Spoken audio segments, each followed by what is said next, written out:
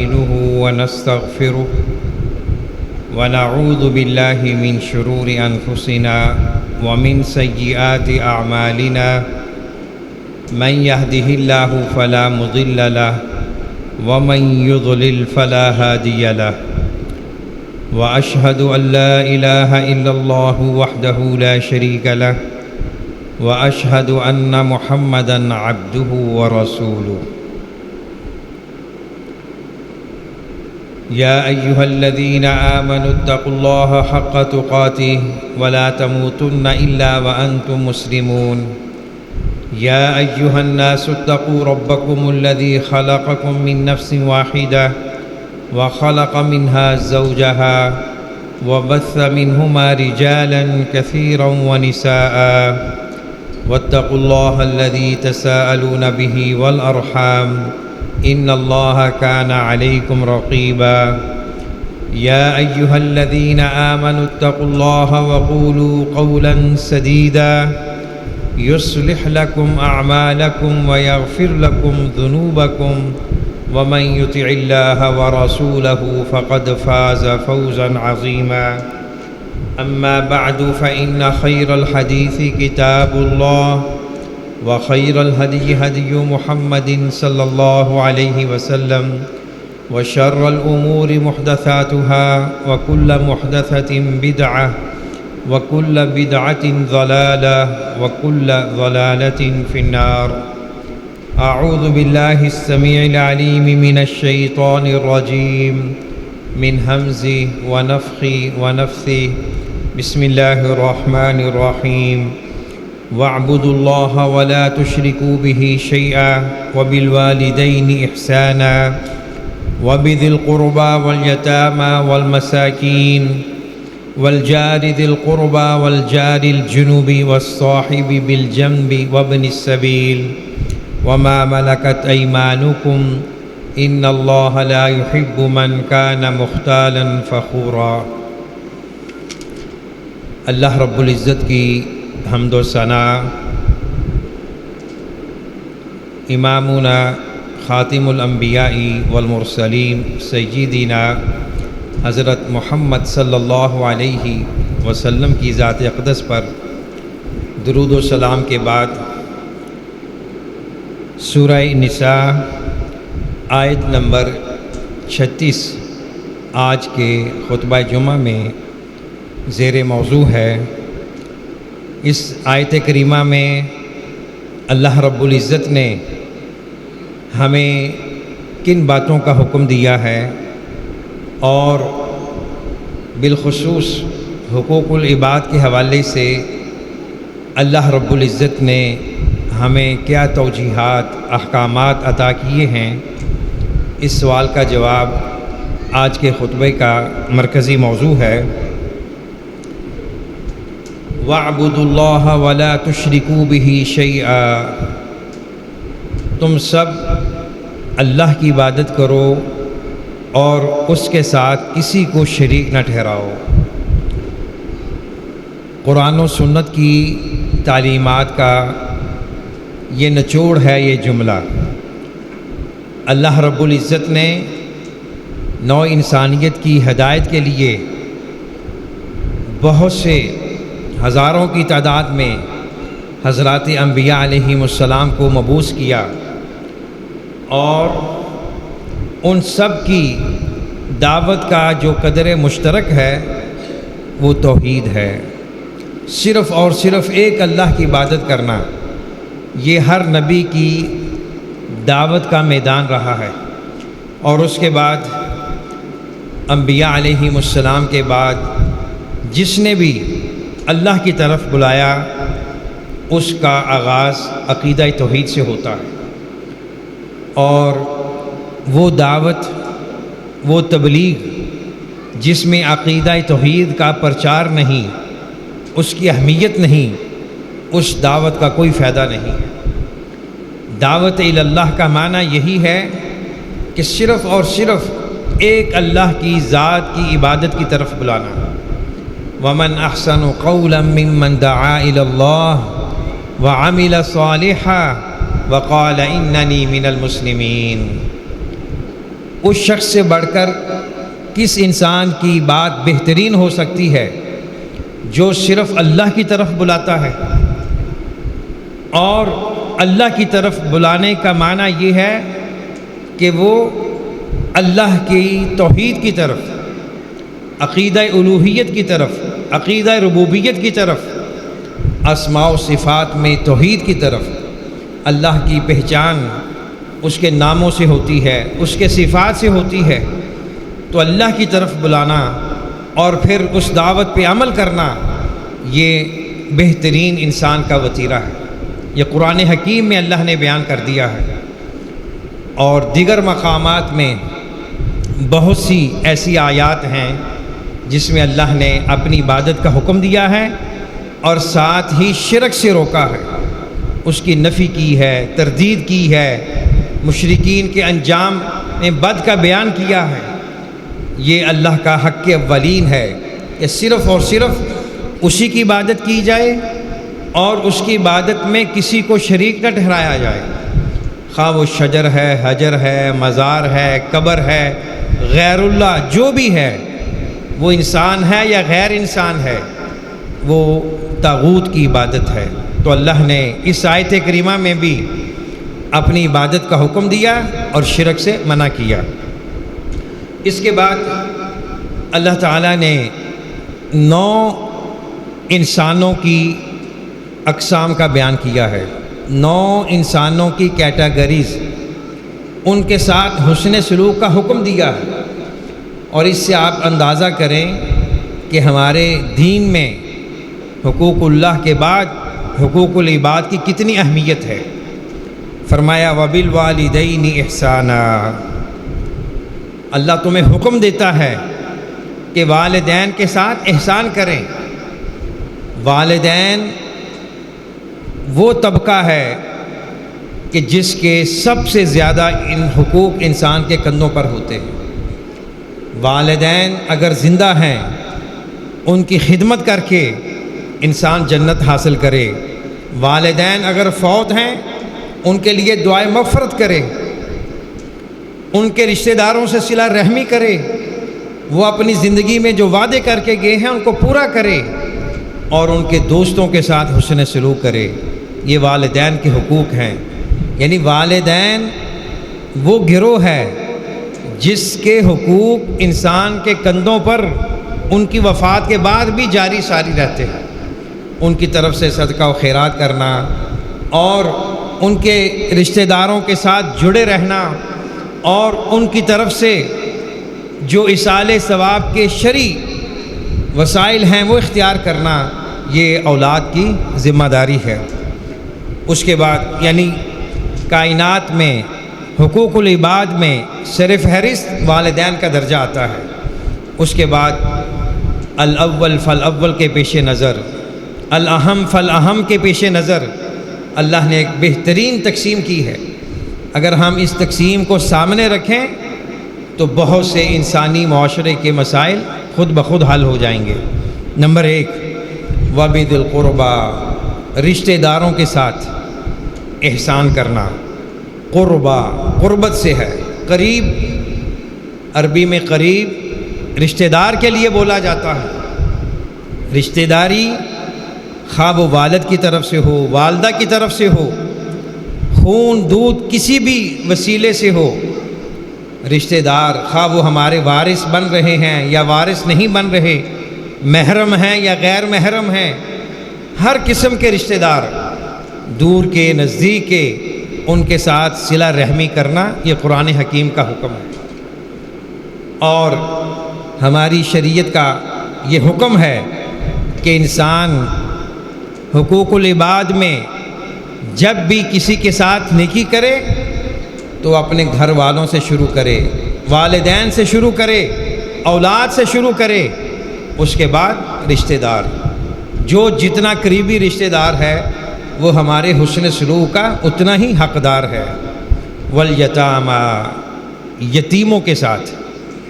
یتامہ یتیم کی جمع ہے، وہ بچہ یا بچی جس کا والد بچپن میں فوت ہو گیا، یعنی وہ بچہ تھا، نابالغ، تو کم عمری میں اس کا والد فوت ہو جاتا ہے، اس بچہ کو یا بچی کو یتیم کہتے ہیں، اور یہ کسی بھی انسانی معاشرے کا رحم طلب طبقہ ہے، یہ ہمارے حسن سلوک کا مستحق ہوتا ہے۔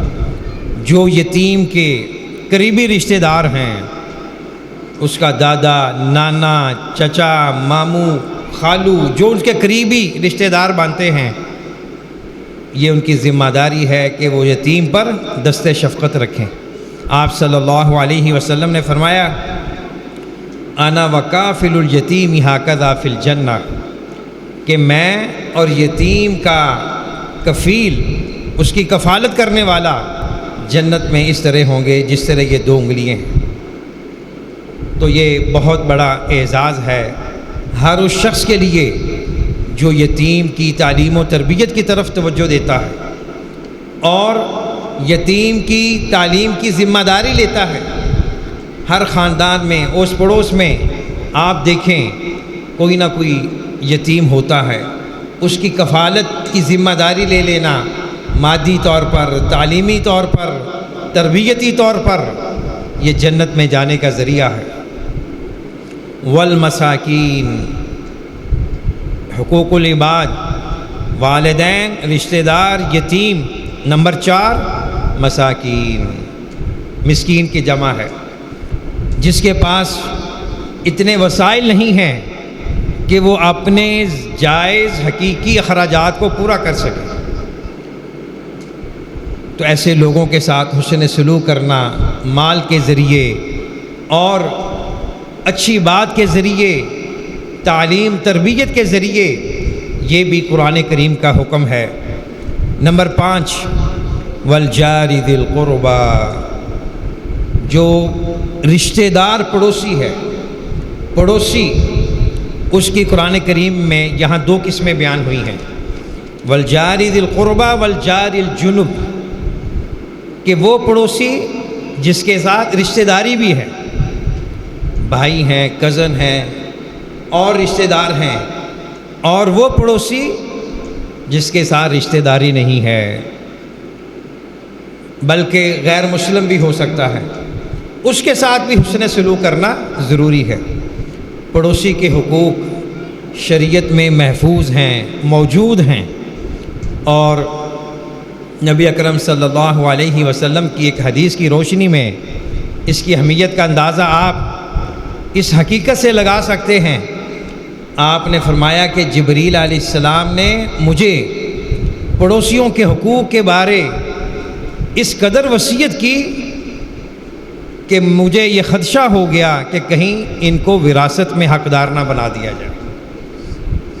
تو پڑوسی جو ہے اس کے ساتھ حسن سلوک کرنا چاہیے، خواہ وہ رشتہ دار ہے، غیر رشتہ دار ہے، مسلمان ہے، غیر مسلم ہے۔ اگر غیر رشتہ دار یا غیر مسلم سے اس نیت سے حسن سلوک کیا جاتا ہے کہ یہ میرے رویے سے اسلام کے قریب ہوگا تو یہ دوہرا اجر و ثواب ہوگا۔ تو پڑوسیوں کے حقوق کا خیال کرنا یہ ہر مسلمان کی ذمہ داری ہے۔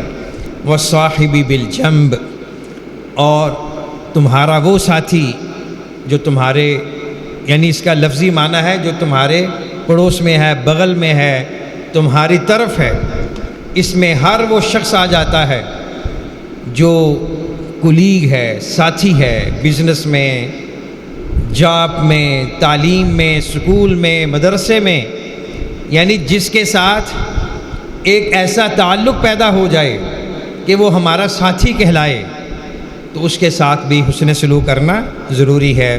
وابن السبیل، اور مسافر کے بھی حقوق متعین ہیں۔ مسافر بالخصوص وہ مسافر جو ایسے علاقے میں چلا گیا جہاں اس کے پاس پیسہ ختم ہو گیا یا اس کی میزبانی کرنے والے لوگ نہیں رہے، تو ایسے مسافر کو سپورٹ کرنا، اگرچہ وہ اپنے ملک میں امیر ہے لیکن جس ملک میں، جس شہر میں وہ مسافر ہوتا ہے تو وہ اس شہر کے رشتہ دار یا اس کے دوست احباب، ان کی ذمہ داری ہے کہ وہ اس کے ساتھ حسن سلوک کریں۔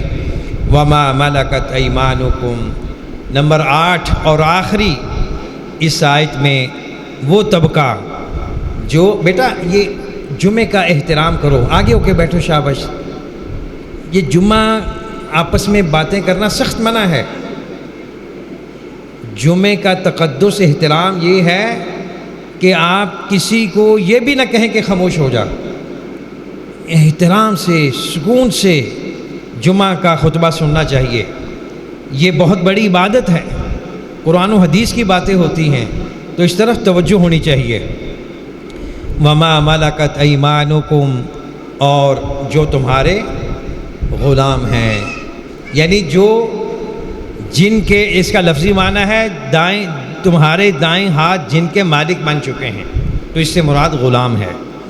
تو چونکہ اب غلامی کا کلچر فروغ پذیر نہیں ہے، یہ کلچر فی الحال ختم ہے، تو اب اس سے مراد ہر وہ شخص جو کسی انسان کے ماتحت آتا ہے، ملازم ہے، نوکر ہے، گھر میں کام کرنے والی خواتین ہیں، ملازمین ہیں، کارخانے میں، فیکٹری میں، بزنس میں، جاب میں، یعنی جو تمہارے ماتحت کام کر رہے ہیں ان کے ساتھ حسن سلوک کرنا بھی یہ قرآن کریم کا حکم ہے۔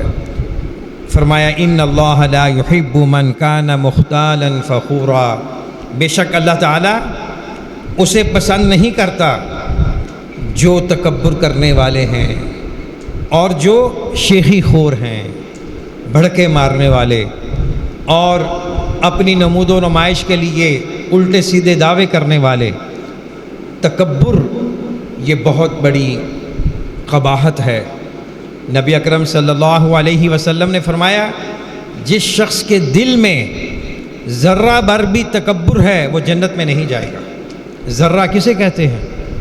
جو دیکھا بھی نہیں جا سکتا، جس کا وزن بھی نہیں ہوتا، انتہائی معمولی اور حقیر سی چیز، اگر اتنا بھی تکبر ہے وہ جنت میں نہیں جائے گا۔ اللہ تعالیٰ معاف فرمائے۔ انسان تکبر کس بات پر کرتا ہے؟ اپنی صحت پر، اپنی جوانی پر، اپنے حسن و جمال پر، اپنے سٹیٹس پر، مال و دولت پر، علم و ادب پر۔ یہ ساری چیزیں اللہ کی دین ہیں، ان ساری چیزوں کا حقیقی مالک اللہ ہے اور یہ زوال پذیر ہے۔ انسان ان چیزوں سے یکسر محروم ہو سکتا ہے، تدریجاً محروم ہو سکتا ہے، تو انسان کو کسی بھی وجہ سے، کسی بھی سبب سے تکبر نہیں کرنا۔ سورہ الدہر کی جو پہلی آیت ہے هل اتى على الانسان حين من الدهر لم يكن شيئا مذكورا، اس تفسیر کی آیت میں بعض علماء نے یہ نکتہ پیش کیا ہے کہ اگر کوئی یہ آیت سمجھ لے وہ زندگی بھر تکبر نہ کرے۔ اس میں اللہ فرماتے ہیں اے انسان تو بھول چکا ہے،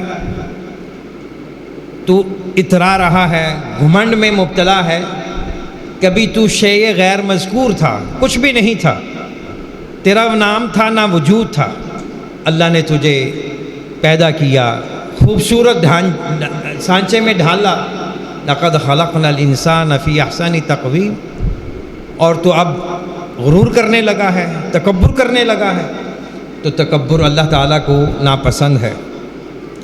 الذین یبخلون ویأمرون الناس بالبخل ویکتمون ما آتاہم اللہ من فضلہ واعتدنا للکافرین عذابا مہینا، جو لوگ خود بخل کرتے ہیں اور دوسروں کو بھی بخیلی کا حکم دیتے ہیں، اور اللہ نے جو ان کو مال دیا ہے اس کو چھپا کے رکھتے ہیں، اللہ نے فرمایا ایسے کافروں کے لیے ہم نے ذلت کی مار تیار کی ہوئی ہے۔ اس آیت کریمہ میں اللہ تعالیٰ نے 3 مذموم صفات کا بیان کیا ہے جو کوئی بھی انسان اچھا نہیں سمجھتا۔ نمبر 1 بخل سے کام لینا اور بخل کا حکم دینا۔ بخل کیا ہے؟ جہاں خرچ کرنے کی ضرورت ہے وہاں کرنا نہیں، اور جہاں ضرورت نہیں ہے وہاں خرچ کرنا نمود و نمائش کی خاطر، یہ اسراف ہے۔ تو بخل اور اسراف ان دونوں کے درمیان راہ اعتدال ہے، اور راہ اعتدال یہ ہے توسط، کہ جہاں جتنا ضرورت کے مطابق خرچ کرنا ہے وہاں خرچ کیا جائے۔ تو یہ اعتدال اقتصاد کہتے ہیں ما عال من اقتصد، جس نے اپنے خرچ میں میانہ روی اختیار کی وہ کبھی غریب نہیں ہوگا، وہ کبھی فقیر نہیں ہوگا۔ اسراف یہ بھی ہے کہ زائد از ضرورت خرچ کیا جائے۔ مثلا گھر میں، مسجد میں ایک پنکھے کی ضرورت ہے، ایک اے سی کی ضرورت ہے، وہاں 2 کا استعمال کیا جائے، یہ اسراف ہے۔ اور اس کے برعکس ضرورت ہے بلب کی، بجلی کی، پنکھے کی، وہاں انسان استعمال نہ کرے، یہ بخل ہے۔ اسی طرح بچوں پر، اپنی ذات پر علاج کے لیے، عمرہ حج سفر کے لیے خرچ کرنا ضروری ہے، انسان نہ کرے، یہ بخل ہے۔ اور جہاں انسان 1000 روپے میں گزارا کر سکتا ہے وہاں وہ 3000 روپیہ خرچ کر ڈالے، یہ اسراف ہے۔ تو بخل اور اسراف کے درمیان میانہ روی ہے۔ کہتے ہیں کہ اپنا پاؤں دیکھ کر انسان چادر دیکھ کر اپنا پاؤں پھیلائے، یہ ایک محاورہ ہے، یعنی جتنا انسان کو اللہ نے صاحب وسائل بنایا ہے ان وسائل کی روشنی میں خرچ کرنے کی پالیسی رکھے۔ وَيَأْمُرُونَ النَّاسَ بِالْبُخْلِ، اور لوگوں کو بخیلی کا حکم دینا۔ اولاد چاہتی ہے کہ اللہ کی راہ میں خرچ کیا جائے، ابو جی کہتے ہیں نہیں، تجھے پتہ نہیں میں نے کیسے ساری زندگی کمائی کی ہے، اس لیے کمائی کی ہے کہ تم اڑاتے پھرو۔ اگر جائز مصارف میں چھوٹی اولاد، چھوٹے بھائی خرچ کرتے ہیں ان کی حوصلہ افزائی کرنی چاہیے، بلکہ ان کو حکم دینا چاہیے کہ اللہ کی راہ میں خرچ کرو۔ ہونا یہ چاہیے کہ ہر گھر میں ایک ڈونیشن باکس رکھ دیا جائے، بچوں کے ہاتھوں سے کچھ نہ کچھ ڈلوایا جائے ڈیلی بیسس پہ، تاکہ ایک عادت بنے، ایک کلچر فروغ پذیر ہو، بچوں کو بھی پتہ چلے کہ ہمارا جو پاکٹ خرچہ ہے ہم نے اس میں سے بھی اللہ کی راہ میں دینا ہے۔ تو بخیلی سے روکنا اور اللہ کی راہ میں خرچ کرنے کا حکم دینا یہ قرآن حکیم کا حکم ہے۔ اور فرمایا وَيَكْتُمُونَ مَا آتَاهُمُ اللَّهُ مِنْ فَضْلِ، اور وہ لوگ چھپاتے ہیں جو ان کو اللہ نے اپنے فضل سے عطا کیا ہوا ہے۔ یہ ذرا قابل غور آیت ہے۔ انسان کے پاس وسائل ہیں، اللہ کا فضل ہے، کوئی مانگنے والا آ جاتا ہے، کوئی جس کو قرض دینا ہے وہ آ جاتا ہے، اس کے سامنے انسان بہانے کرتا ہے، قسمیں اٹھاتا ہے، اللہ کی قسم کچھ نہیں، مر گئے، کھپ گئے، کھانے پینے کے لیے کچھ نہیں ہے، ہم آپ کو کیسے دیں؟ جبکہ غلہ بڑھا ہوا ہے، بیلنس میں لاکھوں روپیہ ہے، کروڑوں روپے کی جائیدادیں ہیں، یہ کس کی ہیں؟ یہ ذرا سوچئے، یہ ساری چیزیں یہاں رہ جانی ہیں۔ آپ صلی اللہ علیہ وسلم نے فرمایا جس نے کسی کا حق دینا ہے اور وہ نہیں دے رہا، ٹال مٹول لے رہا ہے، باوجود اس کے پاس پیسہ ہے، یہ ظلم ہے۔ ہر انسان یہ فکر کرے کہ مرنے سے پہلے پہلے میرے کندھوں پر جو بوجھ ہے وہ اتر جائے، اور یہ مت خیال کرنا کہ ہماری وفات کے بعد ہماری اولاد ہماری طرف سے قرضے ادا کرے گی، الا ماشاء اللہ، یہ نہیں ہوتا۔ پیسہ ایسی چیز ہے سیکنڈوں منٹوں میں انسان کے ایمان کو بیچ دیتا ہے، انسان بے ضمیر ہو جاتا ہے۔ جو آپ کے کندھوں پر حقوق ہیں وہ دنیا ہی میں ادا کر کے جائیں، اور یہ توقع مت رکھیں کہ میرے بعد لوگ ادا کرتے رہیں گے، اس کی فکر بہت کم لوگ کرتے ہیں۔ تو یہ جملہ وَيَكْتُمُونَ مَا آتَاهُمُ اللَّهُ مِنْ فَضْلِ، کہ جو اللہ نے ان کو دیا ہے اپنا فضل سے اس کو چھپاتے ہیں، کسی کو ہوا نہ لگ جائے، جس کو میں نے رقم دینی ہے اس کو پتہ نہ چل جائے۔ یہ انتہائی غلط سوچ ہے، اور ایسے لوگوں کے ساتھ اللہ نے کس کا تذکرہ فرمایا؟ وَأَعْتَدْنَا لِلْكَافِرِينَ عَذَابًا مُهِينًا، کہ کافروں کے لیے ہم نے ذلت رسوائی کی مار تیار کی ہوئی ہے۔ اللہ تعالیٰ معاف فرمائے۔ یہ تینوں صفتیں، بخل اور اللہ کی راہ میں خرچ کرنے سے روکنا، یعنی بخل کا حکم دینا، اور جو اللہ نے فضل عطا کیا ہے اس کو چھپا کے رکھنا، اللہ نے اس کے لیے فرمایا کہ ایسے لوگوں کے لیے دردناک عذاب ہے۔ والذین ينفقون اموالهم رئاء الناس ولا يؤمنون باللہ ولا بالیوم الآخر، اور وہ لوگ جو اپنے مالوں کو خرچ کرتے ہیں ریاکاری سے، دکھلاوے کے لیے، اللہ پر روز آخرت پر ایمان نہیں رکھتے۔ وَمَن يَكُنِ الشَّيْطَانُ لَهُ قَرِينًا فَسَاءَ قَرِينًا، اور جس کا ساتھی شیطان ہوا تو وہ بدترین شیطان ہے، بدترین ساتھی ہے۔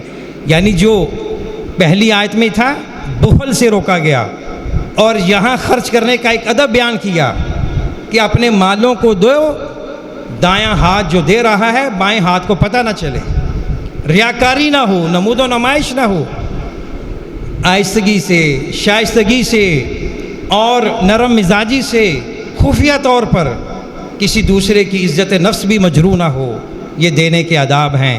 اور قرآن کریم کی دوسری آیت کی روشنی میں انسان جو اللہ کی راہ میں خرچ کرتا ہے اس کو ضائع کرنے کی دو بڑی مذموم چیزیں ہیں، ایک ہے دکھلاوا، نمود و نمائش، اور دوسرا ہے احسان جتلانا۔ اگر کوئی انسان لاکھوں میں خرچ کرتا ہے بعد میں احسان جتلاتا ہے اس کی نیکی ختم، اور اس کے مقابلے میں جو 1 روپیہ بھی دیتا ہے، 100 روپیہ بھی دیتا ہے، لیکن بڑے احسن انداز میں، شریفانہ انداز میں، اس نیت سے کہ اللہ کا دیا ہوا ہے میں اس میں سے دے رہا ہوں، اور کوئی نمود و نمائش نہیں، احسان نہیں جتلاتا، تو اللہ تعالیٰ اس کے اس صدقے کو، اس کے اس انفاق کو محفوظ کرتے ہیں، اور پہاڑوں جیسا اس کا اجر بن جاتا ہے۔ اللہ رب العزت سے دعا ہے اللہ تعالیٰ ہمیں ان آیات کے مطابق عمل کرنے کی توفیق عطا فرمائے۔ میری گزارش ہوگی کہ گھر میں جا کر یہ 3 آیات سورہ نساء کی 36، 37، 38 اور اس کے ساتھ 39 کو بھی شامل کر لیں۔ یہ 4 آیات ان کا جا کر ترجمہ پڑھیں، مختصر مفہوم سمجھیں، یہ ہماری اخلاقیات کو سنوارنے کے لیے بہترین ایک آؤٹ لائن ہے۔ اللہ تعالی ہمیں عمل کی توفیق عطا فرمائے۔ وآخر دعوانا ان الحمد للہ رب العالمین۔